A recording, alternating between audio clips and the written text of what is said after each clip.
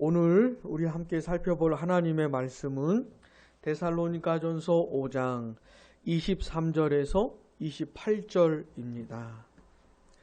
23절에서 28절 한 절씩 교독하겠습니다. 평강의 하나님이 친히 너희를 온전히 거룩하게 하시고 또 너희의 온 영과 혼과 몸이 우리 주 예수 그리스도께서 강림하실 때에 흠 없게 보존되기를 원하노라. 너희를 부르시는 이는 미쁘시니 그가 또한 이루시리라. 형제들아, 우리를 위하여 기도하라. 거룩하게 입맞춤으로 모든 형제에게 문안하라.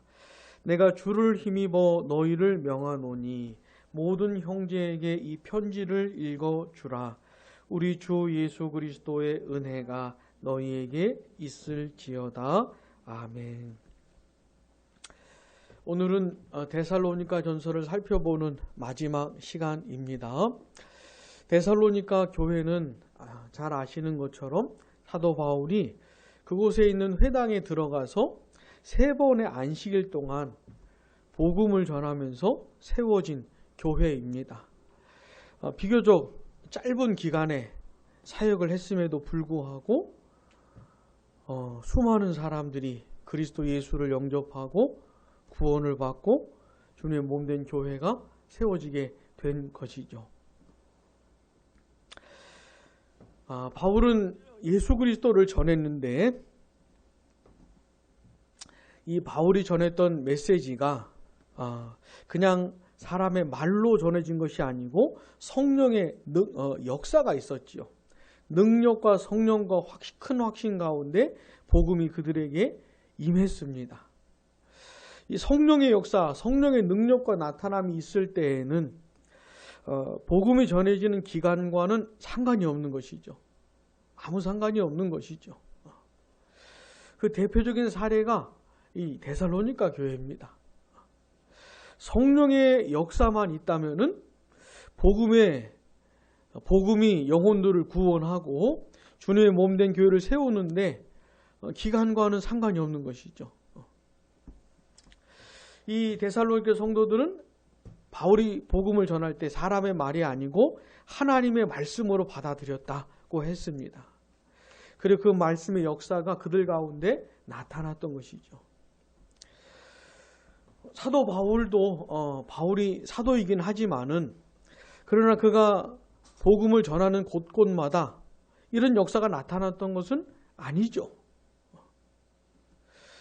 그러니 사도 바울이 복음을 전할 때 얼마나 놀랬겠습니까? 바울이 복음을 전할 때마다 능력의 역사가 나타나고 영혼들이 구원받고 회심하고 거듭나고 막 이렇게 늘 그렇다면은 이 신선한 충격이 덜하겠지만은 안 그런 것도 경험하거든요, 바울이. 근데 복음의 역사가 그렇게 나타나니 바울이 얼마나 놀라겠어요. 그리고 성령께서 성령의 역사를 경험하는 그들이 얼마나 사랑스러웠겠어요. 자기가 전하는 말을 하나님의 말씀으로 받는 그들에게 얼마나 더 복음을 전해주고 싶었겠어요. 세 번의 안식일밖에 전하지 못했으니 바울이 전할 얘기가 얼마나 많겠어요. 해줄 얘기들이. 막 쏟아붓고 싶겠죠. 그냥 그 영혼들에게. 근데 그곳에 복음이 전해지는 것을 싫어하고 그 많은 사람들이 그리스도를 따르는 것을 싫어했던 사람들이 있었죠. 그래가지고 회방하고 못되게 굴었지요. 박해를 했지요. 그래서 바울 일행이 어쩔 수 없이 그곳을 떠날 수밖에 없었던 겁니다. 바울은 이 교회를 떠난 이후에도 데살로니가 성도들 생각을 계속 하고 있었던 것이에요. 그래서 한 번 또는 2번 중간에 가고 싶었는데 못 갔던 것이죠. 나중에 이 고린도에 머물면서 사역을 할 때 디모데를 보냈던 겁니다.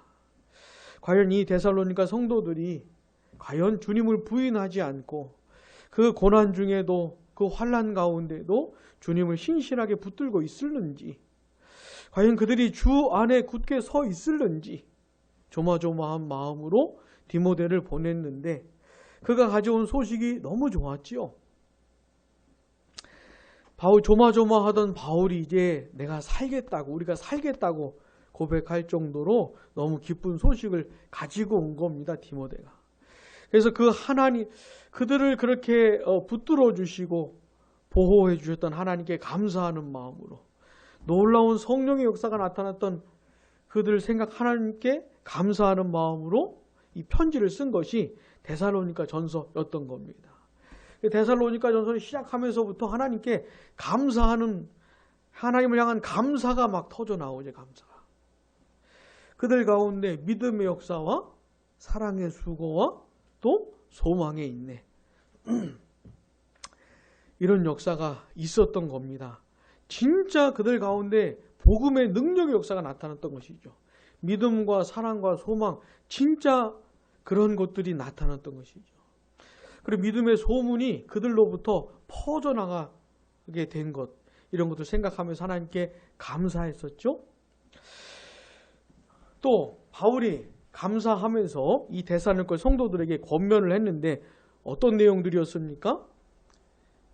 거룩함, 하나님의 뜻이, 너희를 향한 하나님의 뜻은 거룩합니다 라고 하면서 거룩을 추구하기를, 점점 더 거룩해져 가기를, 거룩한 삶을 살기를 그런 내용을 권면했고, 또요 형제사랑. 근데 이 사람들이 이미 형제사랑을 잘하고 있었던 거예요. 그래가지고 더 힘쓰라고 이런 권면도 하고, 또 예수를 믿다가 죽은 사람들에 대해서 슬퍼하지 말라고, 그들이 얼마나 영광스럽게 될는지, 우리 주님 다시 오실 때에 그들에게 일어날 그 영광스러운 일이 뭔지 이런 얘기를 하면서 슬퍼하지 말고 또 서로 위로하라고 이런 권면을 했지요. 또 우리 예수님이 땅에 다시 오실 날을 생각하면서 정신을 차리고 깨어있고 근신하고 이런 내용들을 권면을 했지요. 또 교회 안에 있는 사역자들을 귀히 여기면서 서로 화목하면서 또 교회 안에 있는 형제들, 다양한 상태에 있는 형제들을 적절하게 도우라고 이런 권면을 했지요. 그리고 그 유명한 항상 기뻐하라, 쉬지 말고 기도하라, 범사에 감사하라, 이게 하나님의 뜻이다, 이렇게 하면서 이런 내용들을 권면했습니다. 오늘은 이제 이 편지를 마무리하는 마지막 내용을 살펴볼 텐데, 그 중에서도 특별히 23절과 24절을 좀 보도록 하겠습니다. 그 전에 다른 내용들도 잠깐 봅시다. 25절 보시면 형제들아 우리를 위하여 기도하라. 바울이 이 편지를 쓰고 있던 그때에도 고린도 성도들에게 복음을 전하고 있었어요. 사역을 하고 있었습니다. 주님께서 바울에게 고린도에 하나님의 백성이 많으니까 두려워하지 말고 계속 복음을 전하라고, 주께서 바울을 붙들어 주시고 이렇게 권면해 주시고 격려해 주실 만한 상황이었던 것이 고린도도, 그러니까 만만치 않은 것입니다. 고린도에서도 복음을 전하는 게 만만한 것이 아니었어요. 그러니까 주님께서 두려워하는 바울을 붙들어 주시면서 이렇게 말씀을 전하라고 계속 하라고 하셨던 것이죠. 늘 그랬지만 만만한 곳은 없었어요. 바울에게도. 그래서 바울이 우리를 위해서 기도하라고 이렇게 부탁을 하고 있는 겁니다. 바울은 알고 있었거든요. 바울 자신의 무슨 능력이 있어가지고 복음 사역을 잘 감당할 수 있는 그런 것이 아니었기 때문에 영혼들에게 복음이 전해지고, 특별히 성령의 능력과 나타남 가운데 전해지고, 그 영혼들이 구원을 받고 하나님의 백성이 되고 교회가 세워지고 강건해지고, 이게 다 하나님의 은혜로, 하나님의 능력으로 되는 것이기 때문에. 근데 그 하나님은 기도를 들으시고 기도에 응답하시면서 그런 역사를 하시는 분이라는 걸 바울이 알고 있었기 때문에 바울도 이들을 위해서 기도하지만은 데살로니가 성도들에게도 우리를 위해서 기도하라고 이렇게 부탁을 하고 있는 겁니다. 바울이 사역을 시작하면서부터 계속해서 경험하는 것이 기도가 필요하다는 것을 경험하는 것이죠. 기도가 필요하다는 걸. 기도가 얼마나 중요한 것인지를 경험하는 것이죠, 바울이. 그래서 기도하라고. 그 기도에 힘입어서 바울은 사역을 하고 싶었던 겁니다. 기도에 힘입어서 기도를 들으시고 역사하시는 하나님을 바라보면서 그 기도 사역과 연결선상에서 그 자신의 복음 사역을 하고 싶었던 것이죠. 또 그렇게 되는 것을 알고 있었기 때문에 우리를 위해서 기도하라고 이렇게 말하고 있는 겁니다. 또 26절 같이요. 거룩하게 입맞춤으로 모든 형제에게 문안하라. 거룩함과 사랑의 교제를 말해주고 있는 겁니다. 교회의 교회담과 교회의 교회됨, 교회다움의 한 부분이죠. 교회, 교제, 거룩함과 사랑으로 나누는 이 교제, 정말 필요한 것이죠. 이것을 또 부탁하고 있고 27절 같이요. 내가 주를 힘입어 너희를 명하노니 모든 형제에게 이 편지를 읽어주라. 주를 힘입어, 늘 이런 표현을 쓰는 건 아닙니다. 바울이 주를 힘입어 또는 이것이 주의 명령이다, 늘 이런 표현을 쓰는 것은 아니에요. 근데 27절은 주를 힘입어, 그러니까 아주 무겁게 엄중하게 명령을 하고 있는 겁니다. 모든 형제에게 이 편지를 읽어주라. 데살로니가 모든 성도들에게 이 편지를 읽어주라고. 그래서 데살로니가 이 교회 안에서 모든 성도들에게 이 편지를 읽어줄 수 있는 방법이 뭘까요? 한 사람 한 사람 찾아가가지고 바울이 쓴 편지 읽어주고 이런 게 아니고 교회로 모일 때, 모여서 예배할 때 편지를 읽는 것이죠. 데살로니가 전서를 읽는 것이죠. 물론 이건 사도 바울이 보낸 편지입니다 라고 하면서 읽었겠지요. 그냥 본문을 쭉 읽은 겁니다. 그러니까 뭐 설교를 하거나 성경 공부를 한 게 아니고 그냥 본문을 쭉 읽은 겁니다. 이렇게.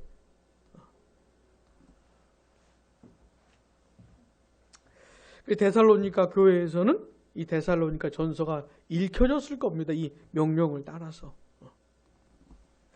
자, 우리가 성경 본문을 공부하고 본문에 대한 설교를 듣고 하는 거 참 중요한데 성경 본문을 읽는 것도 되게 중요한 것이에요. 그냥 본문을 읽는 것도 되게 중요한 것이에요. 이 자체로 되게 중요한 것이에요. 그리고 마지막으로 이렇게 축도하면서 마칩니다. 우리 주 예수 그리스도의 은혜가 너희에게 있을지어다. 이렇게 마치죠. 자, 오늘은 특별히 23절과 24절을 살펴보도록 하겠습니다. 23절은 바울의 기도예요. 바울의 기도. 이 편지를 마치면서 마지막으로 데살로니가 성도들을 위해서 바울이 하는 기도입니다. 그리고 24절은 바울의 확신이에요. 확신.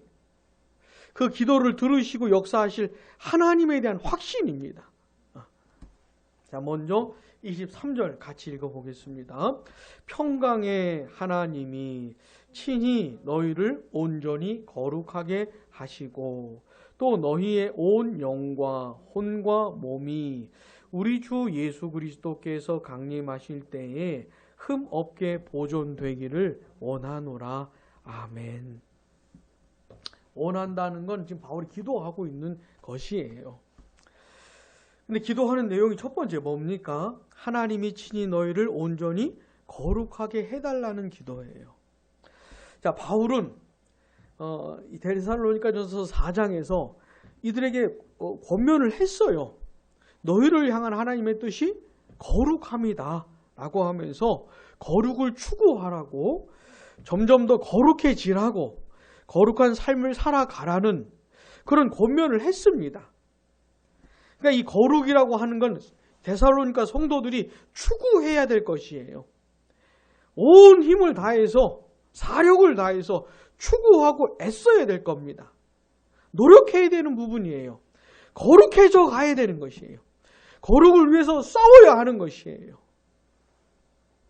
죄를 분별하고 하나님이 싫어하는 게 뭔지, 좋아하시는 게 뭔지, 하나님의 뜻이 뭔지, 나의 삶 속에서 나를 향한 하나님께서 바라시는 게 뭔지, 이런 것들을 분별하면서 죄를 분별하고 죄와 싸우고 하나님이 원하는 것도 분별하고 그것을 따라가는 자기의 삶 전 영역에서 거룩을 추구해야 하는 겁니다. 이거는 데살로니가 성도들이 받은 명령이에요. 죽을 때까지 이 수고를 해야 되는 겁니다. 이거는 쉬운 수고는 아니죠. 진짜 정신을 바짝 차리고 있어야 돼요. 긴장의 끈을 놓으면 안 돼요. 그렇지 않습니까? 내 삶 속에서 거룩을 추구해 나갈 때 긴장의 끈을 놓으면 안 되잖아요. 하나님을 놓치면 안 되잖아요. 하나님의 뜻을 그냥 놔버리면 안 되잖아요. 하나님께서 나에게 원하는 게 뭔지를 계속 고민하고 적용을 하고 애를 쓰고 이걸 계속 해야 되잖아요. 그러니까 이거는 쉬운 것은 아닙니다. 쉬운 것은 아니에요. 하나님의 은혜를 구하며 도움을 구하며 계속해서 노력하고 애써야 하는 것이죠. 자, 그리스도 예수를 믿고 하나님의 자녀가 될 때 이미 그리스도 안에서 거룩해집니다. 성도들은. 그러니까 예수를 믿는 사람들은 다 거룩해진 거예요. 이미 거룩해진 거예요. 그리스도 예수 안에서 세상 사람들과 구별이 된 겁니다. 하나님의 자녀로, 하나님 백성으로 거룩해진 거예요. 자, 그리스도 안에서 거룩해진 사람들이 죽을 때까지 또 거룩을 추구해 가야 하는 것이죠. 거룩해져 가야 하는 것이죠. 자, 내가 그리스도 안에서 거룩해진 것은 100% 하나님의 은혜로 된 것이죠. 근데 그 다음에 내가 계속 거룩해져 가는 것은 나의 기도와 나의 노력과 애씀도 있어야 하는 것이에요. 근데 바울은 또 오늘 본문에서 또 기도를 또 하네요. 하나님께서 너희를 온전히 거룩하게 해달라고. 이게 또 하나님의 역사라고 바울은 또 말을 해주고 있는 것이에요. 성도들도 노력하고 애써야 하고 이건 또 하나님의 역사라고 또 바울이 고백을 하는 거예요. 기도하면서. 근데 이 거룩함, 바울이 말하는 이 거룩함은 완전한 거룩함을 말하는 겁니다. 완전한 거룩함. 우리가 이 땅에서 아무리 수고하고 애를 쓰고 아무리 긴장하고 정신 차리고 해도 완전할 수는 없지요. 완전할 수는 없지요. 그렇게 노력할 수도 없고 부족하고 모자란 것이 너무 많지요. 내 안에 끊임없이 하나님이 싫어하시는 생각들 끊임없이 일어나고 그냥 그렇게 해버리고 싶은 마음도 여전히 있고 그러니까 완전할 수가 없지요. 근데 하나님께서 그 성도들을 어떻게 해요? 성도들에게 완전한 거룩함을 주신다는 겁니다. 그러니까 그들의 마음이 완전히 하나님이 기뻐하시는 것들로만 충만한 완전한 거룩함으로 충만한 하나님이 원하시는 거랑 내가 원하는 거랑 완전히 똑같은 1도 차이가 안 나는 그런 상태로 만들어 주신다는 겁니다. 하나님께서. 내 속에서 하나님이 기뻐하는 생각들만 계속 흘러나오는 그냥 살아있는 동안 내내 하나님께 영광이 되고 하나님이 기뻐하시고 흡족해 할 만한 생각들이 계속 흘러나오는 자, 내가 만약에 그럴 수만 있다면 내가 얼마나 좋겠습니까? 내가 얼마나 행복하겠어요? 눈 뜨고 일어나는데 계속 하나님이 기뻐하는 생각들만 줄줄줄줄 막 그리고 하나님이 하나님께 영광 돌리고 싶고 하나님이 원하시는 그런 마음과 열망과 열정으로 충만하다면 얼마나 행복하겠어요. 그런 나를 내가 본다면 또 내가 말하는 거, 행동하는 거, 내가 살아가는 건 모든 것이 다 하나님의 마음에 흡족한. 만약에 내가 그런 나를 본다면 얼마나 놀라겠어요. 얼마나 행복하겠어요. 더 이상 바랄 것이 없으니. 하나님께서 그 상태를 허락해 주신다 이 말입니다. 그러니까 하나님께 그렇게 기도하고 데살로니가 성도들에게는 애쓰라, 노력해라, 거룩을 추구해라, 거룩해져 가라 이렇게 명령을 했던 바울이 하나님께는 기도하는 거예요. 완전한 거룩함을 허락해 달라고. 저 데살로니가 성도들에게 온전한 거룩함을 주시라고 이렇게 기도를 하고 있는 겁니다. 자, 또 바울이 기도하는 내용이 뭐죠? 또 너희의 온 영과 혼과 몸이 우리 주 예수 그리스도께서 강림하실 때에 흠 없게 보존되기를 원하노라. 아멘. 우리 주 예수 그리스도께서 강림하실 때, 이거는 두 번째 오시는 그때를 말하는 거지요. 두 번째. 어제입니까? 우리나라가 그 누리호 쏘아 올린 것, 우리의 기술로, 예? 정말 감격적인 순간이죠. 그게 뭐죠? 뭐라고 합니까? 그거를 발사체? 그걸 뭐라고 불러요? 이렇게 쭉 출발했던 거. 예? 그게 제대로 출발하는 것도 중요하고, 출발해서 올라가는 것도 중요하고, 그 다음에 이게 1단계, 2단계 제대로 분리되는 것도 중요하고, 그냥 나중에 이렇게, 신호를 보내고 신호를 받고 하는 요게 제대로 이루어지는 것도 중요하고. 근데 끝까지 다 됐다는 거죠. 완전히 성공했다는 거죠. 그러니까 얼마나 대단합니까 진짜. 얼마나 감격스럽습니까. 우리가 살아가는 이 세상에는 앞으로도 그런 일들이 있을 거예요. 되게 감격적인 순간들도 있을 테고, 또 아직도 이 러시아 우크라이나 전쟁이 안 끝나고 있잖아요. 그러면서 그곳에 많은 사람들이 죽을 뿐만 아니라 전 세계가 고생을 하잖아요. 전 세계가 고통을 당하지 않습니까? 그런 일들도 많을 겁니다. 이 세상의 역사 가운데 기쁘고 감격적일 뿐만 아니라 슬프고 고통스러운 일들이 계속될 겁니다. 근데 이 앞으로의 우리 이 세상의 역사 가운데 가장 충격적인 때가 올 거예요. 온 세상 사람들로 하여금, 그 전에 인류 최초의 사람부터 시작을 해서 태어나서 살다 죽은 그 모든 사람들에게 너무너무 충격스럽고 영광스러운 때가 있을 겁니다. 온 세상의 역사를 진짜 한번 완전히 끝을 내고 그 다음에 새롭게 시작하게 될 그런 때가 있는데, 그것이 바로 우리 주 예수 그리스도께서 강림하실 때죠. 강림하실 때.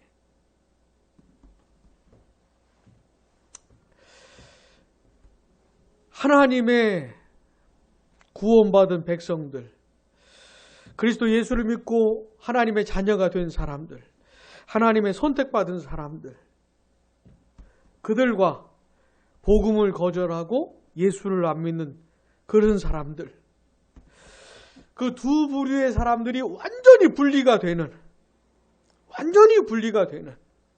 최초의 사람부터 마지막 사람에 이르기까지 전 인류가 둘로 구분이 되는 영원한 분리가 이루어지는 바로 그때죠.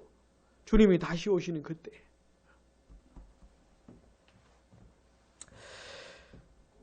그때를 생각하면서 바울이 기도하고 있는 것이에요. 바울의 기도는 어마어마한 기도예요. 그러니까 엄청난 기도예요. 그러니까 바울에게는 이 세상의 역사의 끝이까지 들어가 있어요. 바울의 시각에는, 바울의 인식 속에는 세상 역사의 끝까지 들어가 있어요. 사실은 그 너머까지 있죠. 진짜 상상도 못할 거기를 생각하면서 바울이 지금 기도하고 있는 것이에요. 근데 그때 이 데살로니가 성도들에게 어떤 일이 이루어지기를 기도하고 있는 것이에요, 지금. 너희의 온 영과 혼과 몸이, 이건 데살로니가 성도들의 모든 것을 말하는 겁니다. 이 그들을 전인적으로 표현할 때 영과 혼과 몸 이런 표현을 쓰는 것이에요. 그러니까 데살로니가 성도들 한 사람 한 사람의 전부, 그들 전부가 어떻게 해요? 흠 없게 보존되기를 원하노라. 예수님 다시 오시는 그때에 흠 없는 상태로 보존되기를, 그래서 완전한 그 상태로 주님과 함께 영원히 살게 되기를 지금 기도하고 있는 것이죠. 자, 그런데 여기 나오는 이 표현 있잖아요. 이 데살로니가전서 5장 23절에 나오는 이 표현, 영과 혼과 몸, 이 표현이 굉장히 중요한 표현이에요. 왜냐하면 3분설, 2분설 이런 거 많이 들어보셨죠? 3분설을 주장하는 자들이 주로 사용하는 구절이 요겁니다. 또 하나가 히브리서 4장 12절인데 한번 들어보세요. 하나님의 말씀은 살아있고 활력이 있어 좌우의 날선 어떤 검보다도 예리하여 혼과 영과 및 관절과 골수를 찔러 쪼개기까지 하며, 그러니까 혼과 영 또 표현 나오죠. 그 다음에 관절과 골수는 몸이라고 할 수 있겠지요. 이런 성경 구절 인용을 해가지고 3분설을 주장을 하는 겁니다. 그들은 물론 헬라 철학의 영향을 받아가지고 성경적이지 않은 사상을 주장을 하는데, 근데 성경 구절을 인용을 해가지고 이렇게 주장을 펼친단 말이죠. 여러분들은 어떻게 생각합니까? 사람이 혼과 영과 몸으로 이렇게 세 가지로 구성이 되어 있다 이렇게 생각합니까? 아니면 성경이 말할 전체적인 얘기는 사람은 몸과 영혼 또는 몸과 영 또는 몸과 혼 이렇게 두 부분으로 구성되어 있다고 하는 것이 성경적인 사상인데, 여러분들 어떻게 생각합니까? 성경적인 사상이라고 그러죠.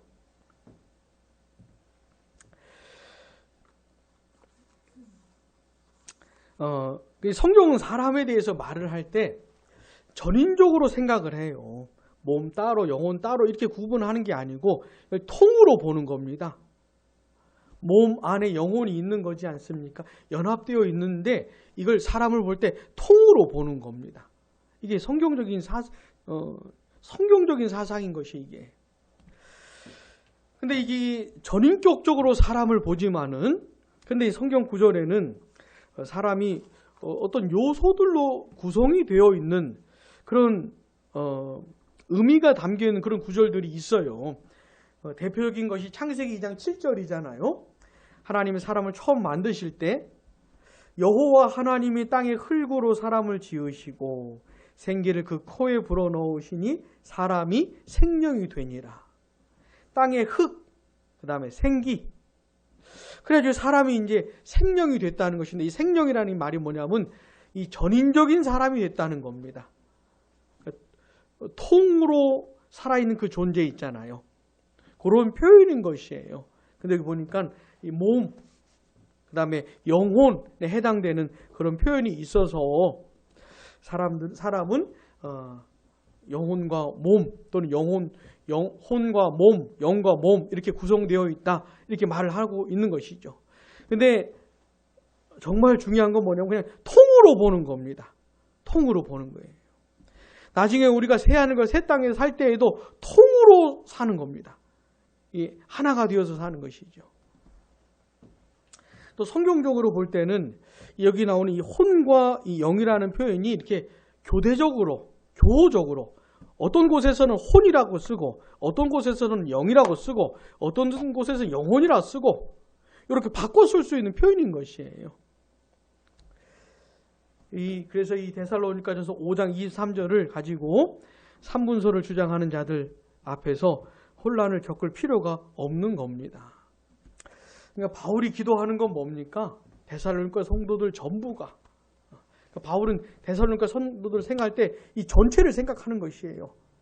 그들의 모든 부분이 그리스도 예수 다시 오실 때에 흠 없는 상태로 몸이든지 영혼이든지 간에 흠 없는 완전한 상태로 보존되기를, 그 완전한 상태로 그래서 주님과 함께 영원히 살게 되기를 기도하고 있는 것이죠.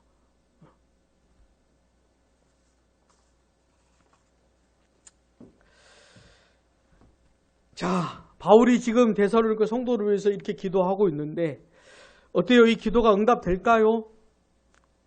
기도가 응답되겠습니까? 24절 우리 같이 읽어보겠습니다. 너희를 부르시는 이는 미쁘시니 그가 또한 이루시리라. 아멘. 바울이 그렇게 기도해놓고 24절에 바울의 그 확신을 덧붙여주고 있는 게 하나님께서 이루실 거다. 하나님께서 그렇게 하실 거라고. 너희들을 완전히 거룩한 상태로 하나님 만드실 거다. 너희들의 영혼과 육신 아무 곳에도 흠이 없는 완전한 온전한 상태로 하나님께서 보존하실 것이다. 하나님께서 그렇게 이루실 것이다. 이렇게 말을 해주고 있는 겁니다. 그러면서 뭐라고 하냐면 너희를 부르신 이는 미쁘시니. 미쁘시다는 말이 신실하시다는 뜻이죠. 신실하신 하나님께서 그렇게 하실 것이라는 거예요. 자, 그런데 신실하신 하나님께서 데살로니가 성도들의 그 마지막 그 최후 상태, 우리 예수님이 다시 오실 그때쯤에 이루실 그 상태에 대해서 하나님이 이루실 거라고 하는데 그 이루실 하나님께서 그들에게 먼저 하신 일이 있습니다. 그게 뭐죠? 그들을 부르셨다는 것이죠. 부르셨다. 하나님께서는 그들의 최후 상태, 완전한 그 상태를 바라보시면서 그들을 처음 부르신 거예요. 하나님의 백성으로 불러주신 겁니다. 그러니까 하나님이 그들을 구원하실 때부터 이미 저기를 바라보고 계신 것이죠. 근데 신실하신 하나님께서 하나님의 신실하신 성품을 따라 이 엄청난 일을 하신 것이에요. 그러니까 그들을 부르실 때 이미 그들의 최후 상태가 확실한 겁니다. 이미. 누구든지 거듭나고 회심했다면은 이 최후 상태가 확실한 것이죠. 왜냐하면 이 일을 이루시는 하나님께서 신실하시긴 하나님이기 때문에. 신실하신 하나님의 성품을 따라서 이 거대한 구원의 역사를 이루어 가시기 때문에 이게 확실한 것입니다. 바울이 그렇게 기도하고 이렇게 확신하고 있는 것이죠. 자, 오늘 우리는요, 사도 바울이 데살로니가 전서를 마치면서 마지막으로 한 이 권면의 내용들을 생각해 보았습니다. 사랑하는 여러분, 그리스도 예수 안에서 우리에게 확실한 일이 벌어진 겁니다. 하나님이 우리를 불러주셨잖아요. 불러주셨잖아요. 이거는 하나님만이 하실 수 있는 일입니다. 내가 하나님께 나아갔다거나 내가 하나님을 찾아갔다거나 하나님의 자녀가 내가 됐다 이런 것이 아니죠. 전적인 하나님의 역사입니다. 100% 하나님의 역사예요. 하나님이 불러주신 겁니다. 그 부르심을 따라서 내가 그리스도 예수의 십자가의 복음도 알게 되었고 나의 죄와 비참도 알게 되었고 그리스도 예수가 나에게 왜 필요한지도 알게 되었고 그리스도 예수를 믿을 수도 있게 되었고 이게 다 하나님 날 불러주셨기 때문에 나의 전 인격 가운데 이런 일이 벌어진 것이죠.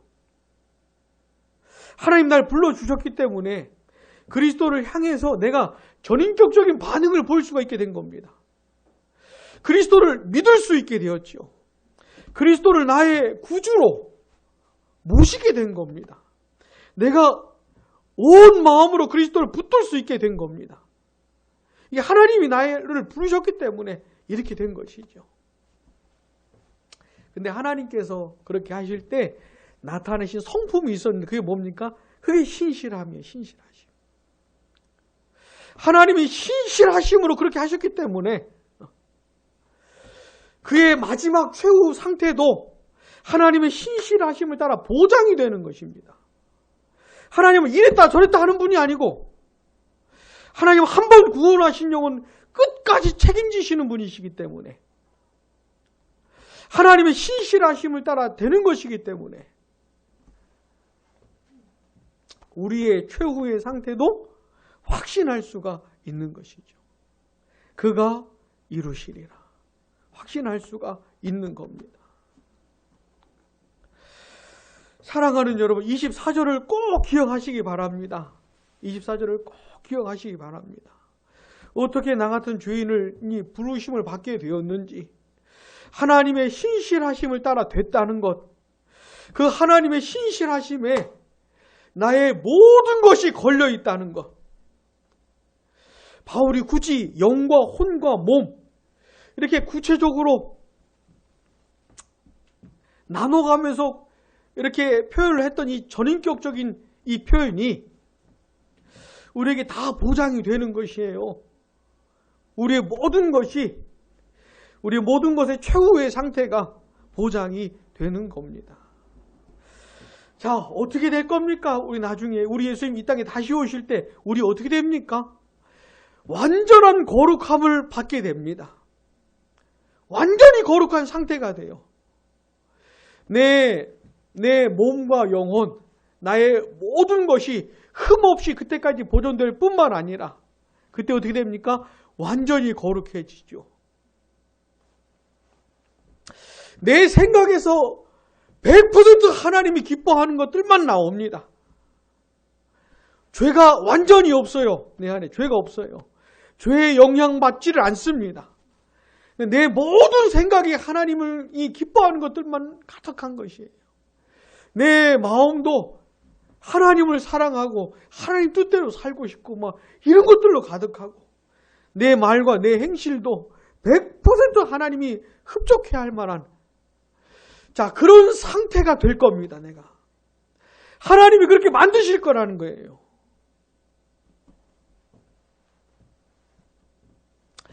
자, 우리는 이 최후의 상태를 확신해야 됩니다.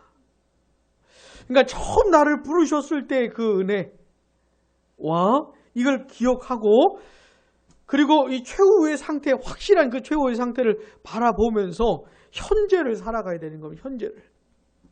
자, 현재는 어떻게 살아야 돼요? 현재는 싸우는 거예요. 현재는 과정이에요. 현재는 공사 중이고 현재는 전투 중이고 현재는 완전한 건 없어요. 지금은 완전한 게 없어요. 그 어디에도 없어요.